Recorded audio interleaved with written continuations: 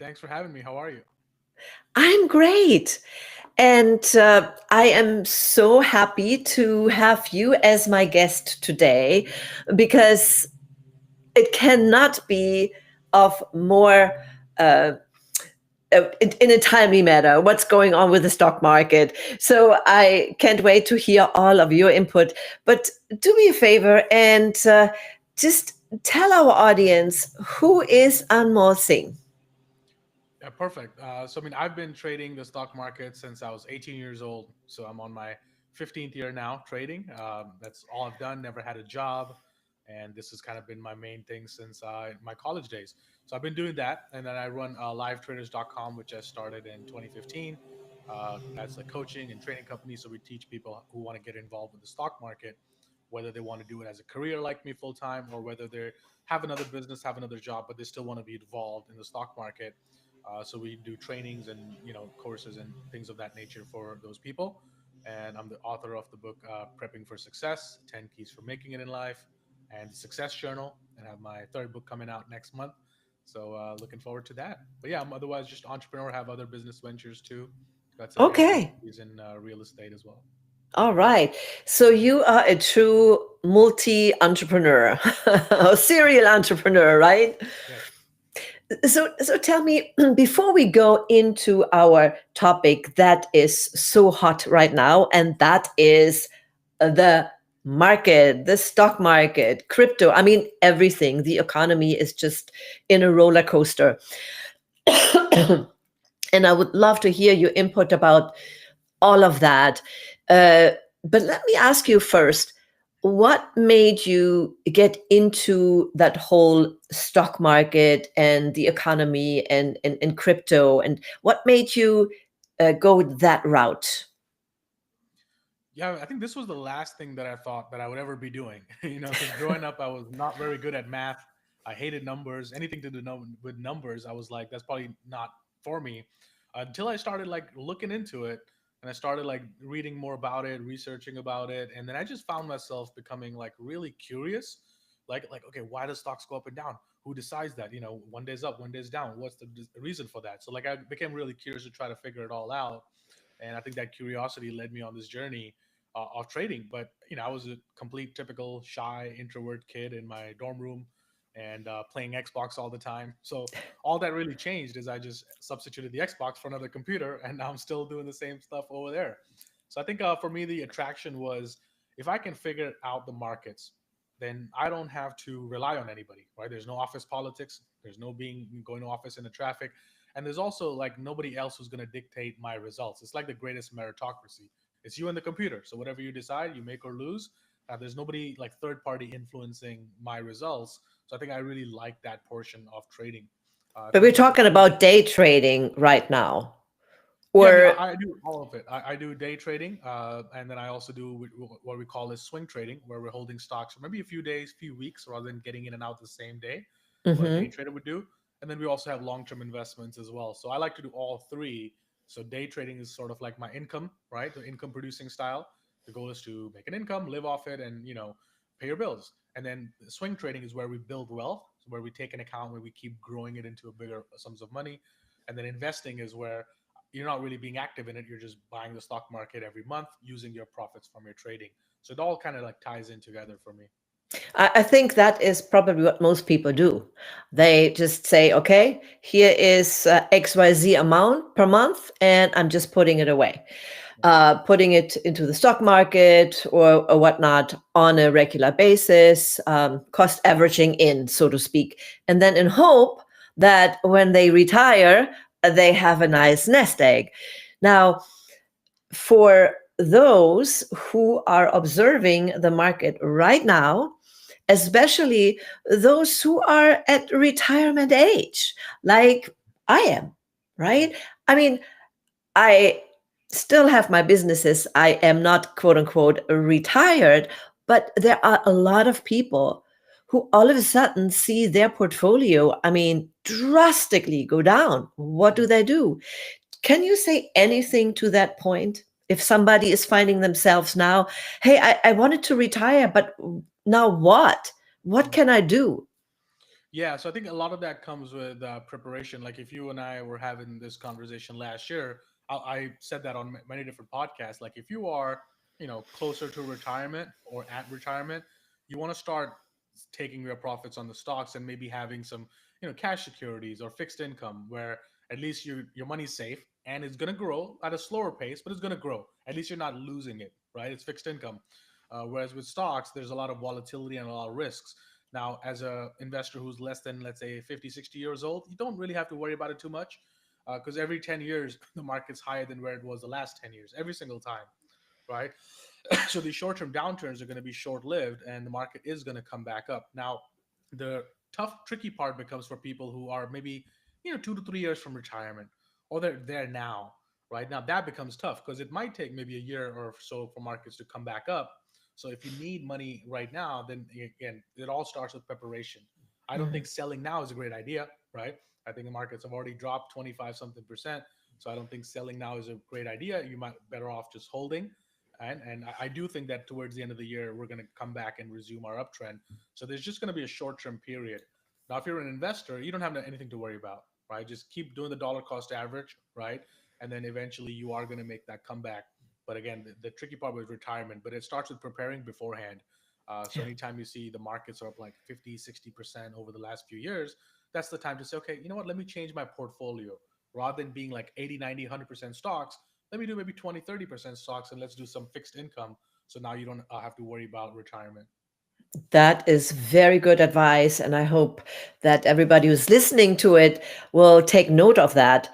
Uh, what would you say uh, to the crypto market in Mhm. and of itself? Uh, a lot of people thought, well, I get in and I have Bitcoin, but then there's all these other coins, the Mhm. altcoins and the meme coins and the coins and whatnot. Uh, what is your take on the crypto market? That's question number one. And question number two, do you see a correlation to the stock market or is that a separate part? Yeah, so the crypto markets, still in a big scheme of things, are still a very young market, right? They're not yet matured. They're still a very young market. It's almost like the year 2000 in the dot com bubble, where we had all these internet stocks that were all just going up thousands of percentage points. And then eventually what happened? 99% of them went to zero. But then there came out a few winners: Microsoft's, Apple's, Google's, right? A few winners emerged. And I think the same thing is going to happen with crypto, where we had all these coins, they were all going up, thousands of percent every day. And now they're all kind of back down, and then throughout this market there's going to be a few winners that are going to emerge and majority of them are going to be worth nothing, just like the internet, right? So crypto market, I would say it's lesser of a core investment for somebody. It should only be like a very small percentage of your overall portfolio. So I would say still it should be like 80% stocks, depending on your age bracket, maybe 10-15% fixed income or bonds, and maybe like 2 to 5% of your account at best should be in crypto, just in case, right? You have to have that portion. But the mistake that I see a lot of people make is that's like their all of their nest egg, or half of their nest egg, or big chunk of it's in crypto, and now you're gambling. Basically, you're taking risk with your investments. And meme coins, they're worth nothing, right? They're just hype, right? Probably going to go to zero eventually. And then there's the major coins like the Bitcoins, the Ethereum, that were the first ones that started it all. But then there's like newer technology ones like Algorand, which I really like. But again, it depends on, you have to do your research. Like, why are you investing in it? Are you just investing in it because, well, everybody tells you to invest in it? Right? Are you investing in it because you just say everybody says don't miss out, keep investing? Or Right. do you actually have a reason or a thesis behind why are you investing in it? Like, what are you hoping to do? If it's just hope, then it's hope, right? Hope is not a strategy. So I think everybody should have some crypto, but you have to do your research, and you can't just be going based on what you're reading online and just investing money in these random crypto coins. You got to think about the technology as essential. Like, how is crypto actually going to be used in the real world? Like, even Bitcoin, sure, it's been going up and I do think it's going to continue to go up, but like, what's it needed for? Like, what's the use case? Like, what are we needed for except for it's going to go up, right? A lot of those questions people are not able to answer. So I think it's still very early. There's a lot of money still to be made. I do think that the next 3 years are going to be pretty bullish for cryptocurrencies, but not for all of them. There's going to be a Hmm. few leaders going to emerge, kind of like Hmm. Bitcoin and stuff, you could say that they were maybe the MySpace or AOL. They started it all, great concept, revolutionary idea, but then they get overtaken by faster, better technology like Facebook, and then no, there's no longer AOL, there's no longer Yahoo, there's no longer MySpace. So I think crypto is going to go through the same thing. It's like the early stages of internet. Yeah, that is a very interesting concept and idea to understand because yes, one of the things that I also heard was, well, because the fiat currency, and we see it right now in the markets, it's okay. Where does the dollar go? We are printing more money, so as a form of exchange, that Bitcoin, for example, that's why what everybody says that's going to be the exchange form of the future because it's not tied to any government, at least not now, and it's more of freedom, and it gives the average person the opportunity to, send money. Doesn't matter where they want to send it in the world, and it goes like this. Hmm. Yeah, So I think what's Bitcoin. your take on that, as far as taking, Mhm. not taking over, but it's a substitute for fiat? Yeah, I think there's other cryptocurrencies that are probably going to be used for that purpose. I don't think Bitcoin will ever be used as a medium of exchange, just because if I send you Bitcoin right now to fully get that in your account, it might take 15 minutes or so for the transaction to clear. That's way too slow. Like I could Zelle you, PayPal you, I could do so many things which are instant. You get it instantly, where Bitcoin still take 15, 30 minutes. Too slow, Yeah, so it's never yeah. going to be used. And then also, it's really expensive. Like the fees, if I send you Bitcoin, I might be paying $50, $100 for that transaction, whereas I could just wire you for like $20 from my bank account.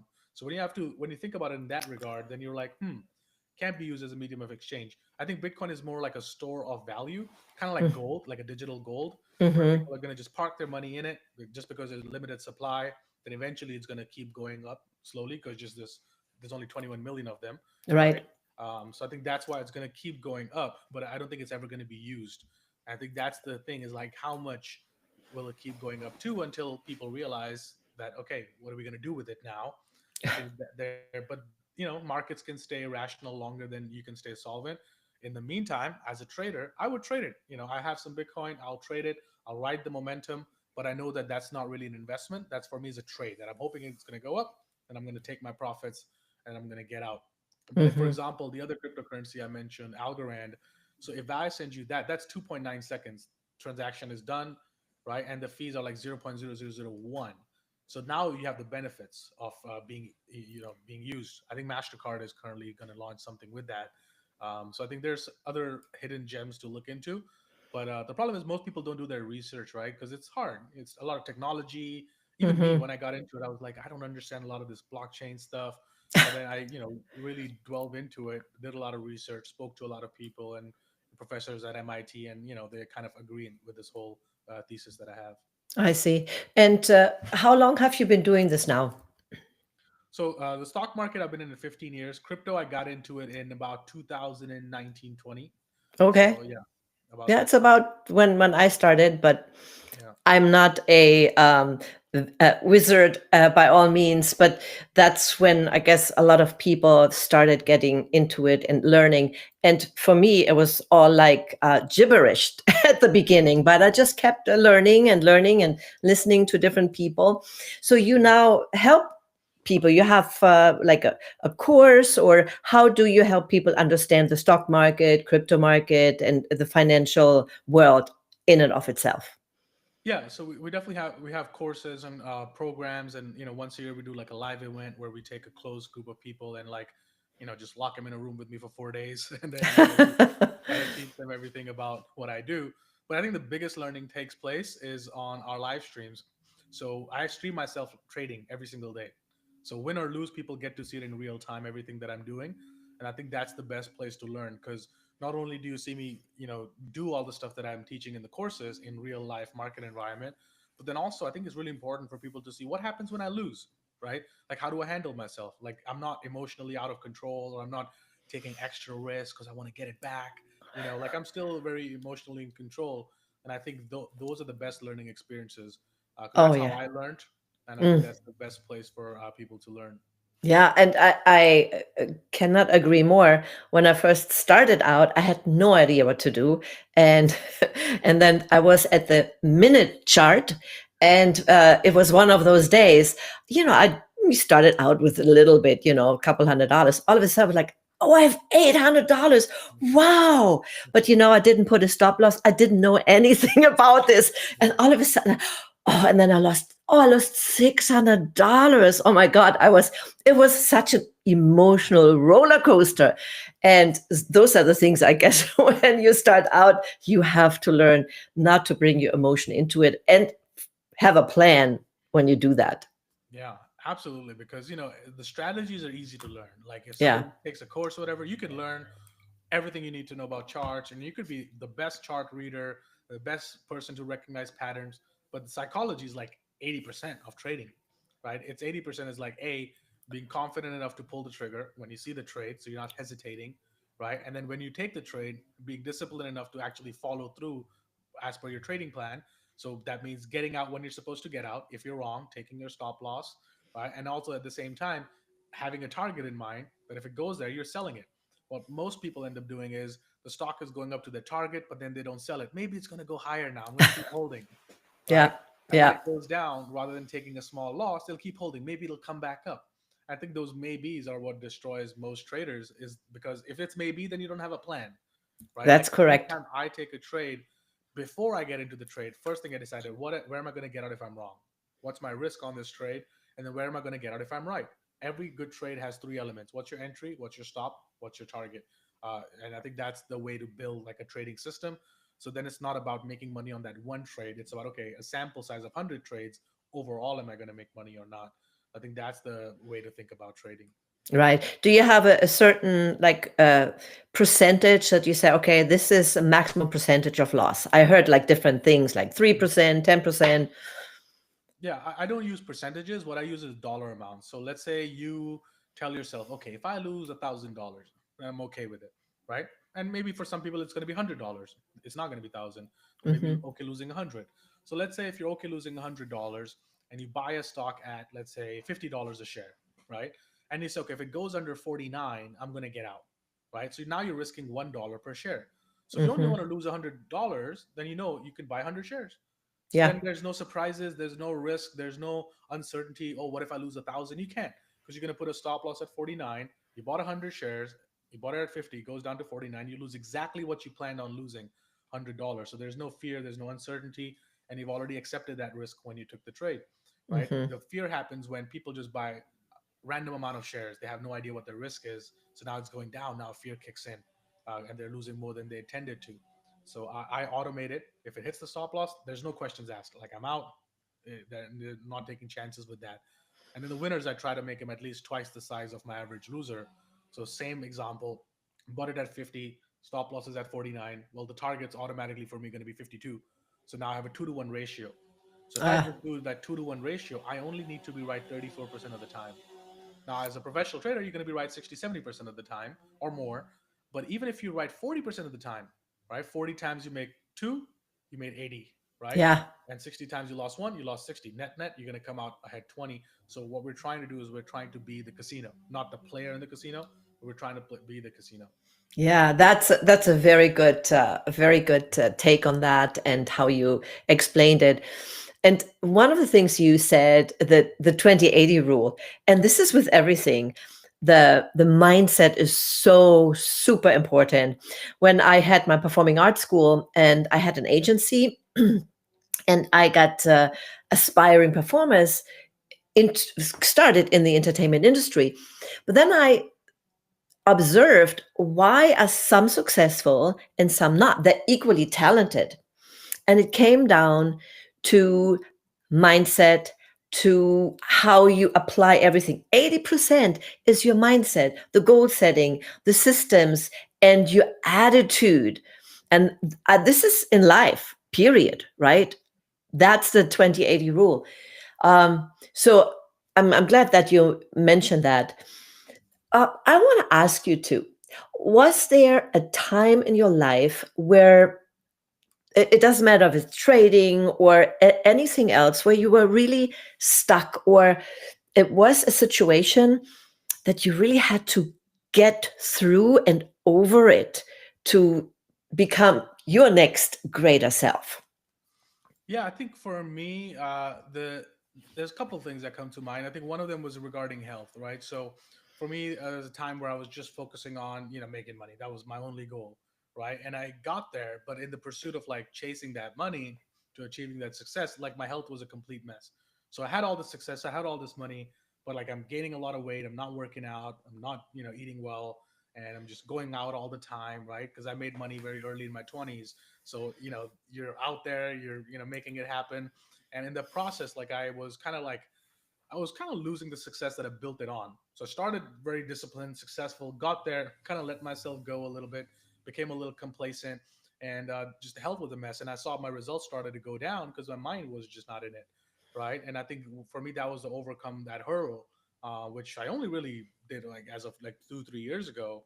Because even in COVID, I was out traveling all around the world, and one city here, next month like this city. So I think that process, you have to realize that okay, once you get that success cannot just be financial success. It has to be success in all areas of your life, right? Mhm. Health, wealth, love, happiness, relationships, your community, your friendships, like all of those things are really important. So the hurdle for me was like I ignored a lot of that thing, and I was just focusing on my work. I think so that was kind of like the fine harmony that I had to create between all these areas of my life. And how did you do it once you realized, oh, you know what? That's not working. Hmm. What did you do? What were the steps that you took to get a more balanced life and get out of that mindset of just making money, money, money? Yeah, I wrote about this in my book, Prepping for Success. The biggest key is integrity, right? And integrity is doing what you said you're going to do, and then doing it when you said you're going to do it, and doing it whether you feel like it or not, but doing it because it's the right thing to do. And I think, and a lot of times in life, a lot of people say, but I'm a person of integrity. I'm like, really? When was the last time somebody called you and you said, hey, I'm just in the middle of something. Let me call you back. And you never did, right? Or you ran into an old friend at an airport or shopping mall, and you were like, "Hey, it's so good to see you. We should totally make plans to catch up." And then you just go home and you never make plans to catch up with them. So these small little things, the words, right? We're not honoring our word. We're saying something that we don't exactly mean, right? So for me, that was a lot of the things I would say. Oh, I'm gonna start working out on Monday, and then Monday comes, but it's like the 28th of the month. So you're like, oh, I'm just gonna start from the first. Well, then first comes, and now it's like November 1st. I'm just gonna start from New Year, and we keep moving the timeline forward on our own goals. Right? We're negotiating with ourselves. In that negotiation, you're never going to win because you're pushing the timeline forward on your own goals. So once I noticed that I was doing that, I caught myself when I was doing that. I think that's when it dawned on me. Like if I'm going to say something, I'm going to do it, and if I don't intend on doing it, I'm not even going to say it, because what happens is when you say you're going to do something and you don't, then your unconscious mind start thinking, oh, you're just full of it. You're not going to Yeah. do it. You just say it, and that leads to low self-esteem, low self-confidence, like a vicious circle that keeps repeating yourself.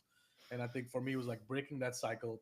And if I mean something, if I say something, I'm going to do it. Otherwise I'm not even going to say it. So like really honoring your word, basically.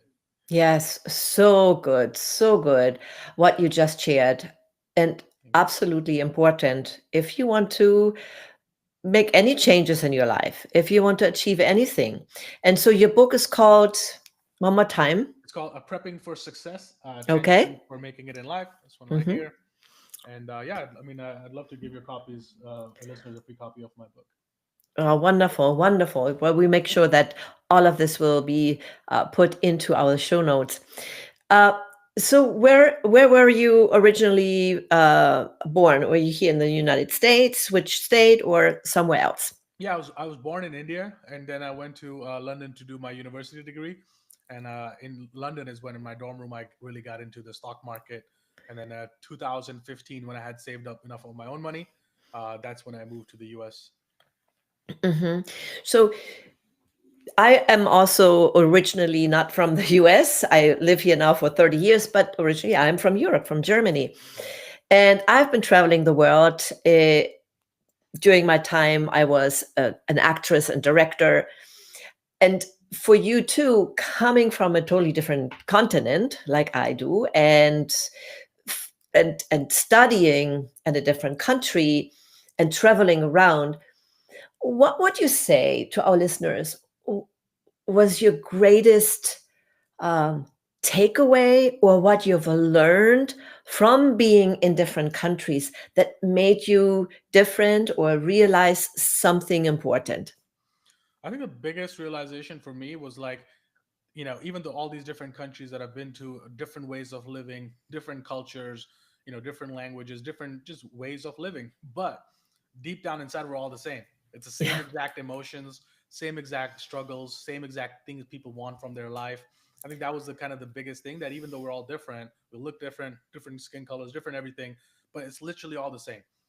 After coaching like, over 10,000 traders now, and different walks of life, some 60, 70 years old, some 20, 30-year olds, different countries, different continents, but it's the exact same struggles, right? Exact same emotional control, lack of emotional control. So in the end, we're exactly the same. If you really look deep down inside, we all want the same thing. We all want great family life, great friendships, great community, love. We all want money. We all want success. We all want to travel. We all want the exact same thing. And it's the same exact psychology is the same, right? So I think the same stuff holds people back too. So I think these concepts that I talk about in the book are universally applicable regardless of what culture or where you're from. right. And I couldn't agree more. I think that has something to do with being human, Yeah. right? And I oftentimes talk about that when I give presentations or talks. For a while, I was talking in different churches, unity churches, where we see more of the unity that we have and are, and not so much the religion. Mm, Now, there is obviously a difference of how we grew up because we grew up in a different culture. mm, But what I found traveling the world is, yeah, there are different cultures. But if you just stay in your own little bubble, in your own country, you don't know the other cultures. And oftentimes, there is that maybe fear or that distance. I don't know them. And yeah, this is weird. And how are they? Because you have never really had that contact in their culture, mm, right? When you are actually in the other country and then you see them and you are immersed in that culture. Uh, outside, if you just go to like a resort somewhere, not no, but I mean, really talking to the people, it's it opens your eyes. mm, And I think when I can give you just, or not you, but when I can could give my listeners or everybody just a piece of advice is to be more open. And when you understand that what you just said, it's a human desire to be healthy, happy, have family connections, and just be at peace, mm. then you know I think we would have a happier world too. Of course, Yeah. that's um, it's a big topic to discuss, especially right now what's going on in the world. But if you could put your two senses to it, I mean, you already said we all want to have the same thing, but what you see right now going on in the world and the division, um, what how do you see it? Or is there something that you think if we would do more of, we might go in a better direction? Yeah, I think that's something. I think, as you just said, like as you travel more and as you engage in conversations more, you realize that we're all the same. But it really comes down to, the people and the governments are like two separate things, right? Mm. If you talk to the people, we all want the same thing, right? The governments are a little bit different because then it comes into, ego, power, all those things come into play that affect the decision making. So you kind of block yourself from looking at the humanity of the other person as opposed to just looking at your own internal desire. So I think it comes from like self-reflection, because somebody who's really self-aware and like really done the work on themselves, they're likely not to even go into politics, right? So the politics, what it attracts the kind of people who operate on the ego, who Mm. operate on their desire to wanting to prove something, right? So it comes from a different desire. So with most people that I know who are like super smart, they're never going to get into politics, right? They're never going to do that. Why do that? So I think that's the thing. And I think the way I look at it is like when I started making money, like I made money through like kind of like a wounded place, right? I made money through a lot of pain. Like, I felt like I wasn't good enough. I felt like I wasn't worthy and I had to prove something to the world, right? And that's why I chased a lot of this business success and this money success to try to, maybe prove it to some, whatever I was thinking in my mind. And I would be the guy who would be like, flashy, look at me, look at my car, right? It's all ego because inside you're not feeling enough. Inside you feel like you're not worthy, so you have to compensate for it, right? So I think that's how I did it. And when I look at the world now, I see a lot of these politicians from all countries operating from that place, right? It's almost like a theatrical show. They're trying to prove something to somebody. So that only really comes with self awareness, which is, I think, what's missing. But if you talk to people in any country in the world, we all agree. We all agree in the same stuff. All want the same things. We all want to live a good life. But it's just, I think, so I think people have to look at people rather than as like countries or governments. I think that's when the paradigm really starts to change. But it also comes down to, countries being proud of their own heritage too, right? I think that if all the countries, all the people are proud of their own heritage, then it's likely we're going to get along. I think that when there's a disconnect or a power imbalance, I think that's when a lot of these things are created. Very well said. And to add to it, yeah, all the power struggles that are especially in the political field. And I agree, most people, with all the quote unquote being bought or just wanting to prove something, I still believe that there are um, a number of people, but this is a smaller smaller number, who get into politics because that's truly what they wanted to do. They wanted to evoke change in a positive way, and I've seen it in a couple of people, right? Uh, some then eventually are being pulled over to the other side, right? It's just a number of, okay, when do you get bought? And then others may then go out. But I truly believe in the goodness of people, and even those that get into politics in this case, maybe, or in other areas for selfish reasons. Mhm. And and I actually feel sorry for them because, as you said yourself, you did all of that because you're wounded inside. You were wounded inside, and uh, and you do things that are not logical to be safe, because this is comes back to the humans need, the six human needs we have. You have to have the security, feeling safe, and then significance, like you wanted to show off here, this is what I have, because that got you there and make you feel good. Same for me too. That's that where I thrive, significance and variety, because I love to travel, right? That's how we thrive. But we all have the same human needs. But what you said is so important. Self awareness. That's the first step. And that's how you got where you are right now, making such a great difference. Yeah, 100%. I think self awareness is a missed art because, these days we're so bombarded with stuff, right? You pull out your phone, like we never actually spend time with ourselves anymore. Either there's a TV's on. If TV's not on, we have the phone in the hand. If not, we maybe have the headphones on. We're always consuming something. It's a very consumer society. So self awareness takes being uncomfortable. It takes being asking yourself some hard questions and being honest with yourself. I think it all starts with the word honesty, right? Like it starts with being honest with yourself and being self-aware enough, but being able to sit with the discomfort a little bit and let yourself feel it, okay, and then asking yourself the question, where is that coming from? Where else in my life has it showed up like this? And I think the more deeper questions you ask, the more you'll get there. But I think a lot of people, because it's uncomfortable, they don't want to look at it, just tuck it aside, shove it in, and let it build. But eventually, one day, it explodes in toxic ways. So I think it all comes down to self awareness. But I don't think self awareness is something that can be taught. I think that's something that the desire has to come from within to want to get better and want to improve. And I think, and yeah, most people, because they're so bombarded all the time with consuming content, that they never actually get to even sit with themselves. I call that our modern pacifier, the adult Mhm. pacifier. Right. Yeah. Right?